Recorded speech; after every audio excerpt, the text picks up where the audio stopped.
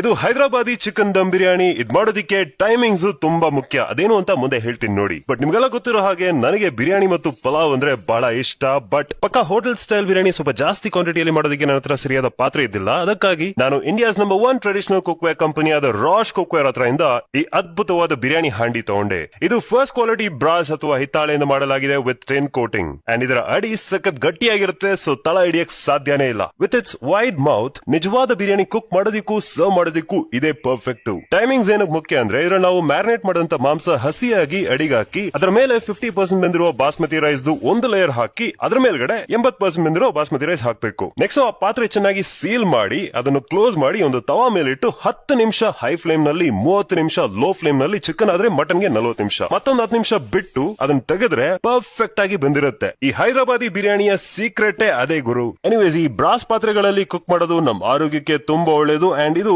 Long lasting ಅಂತ ಹೇಳ್ಬೋದು. ಅವರ ವೆಬ್ಸೈಟ್ ಇಲ್ಲಿದೆ ನೋಡಿ, ಈಗಲೇ ವಿಸಿಟ್ ಮಾಡಿ. ಅವ್ರ ಹತ್ರ ಡಿಫರೆಂಟ್ ಆಪ್ಷನ್ಸ್ ಇದೆ, ಬೇರೆ ಬೇರೆ ಚಾಯ್ಸಸ್ ಇದೆ, ಸೈಜ್ ಗಳಿವೆ. ಇನ್ನೊಂದು ವಿಷಯ ಏನಂದ್ರೆ ನೀವು ಇಂಡಿಯಾದಲ್ಲಿ ಎಲ್ಲೇ ಇದ್ರು ಫ್ರೀ ಆಗಿ ಸೇಫ್ ಆಗಿ ಅವರೇ ಡೆಲಿವರ್ ಮಾಡ್ತಾರೆ. Thank you.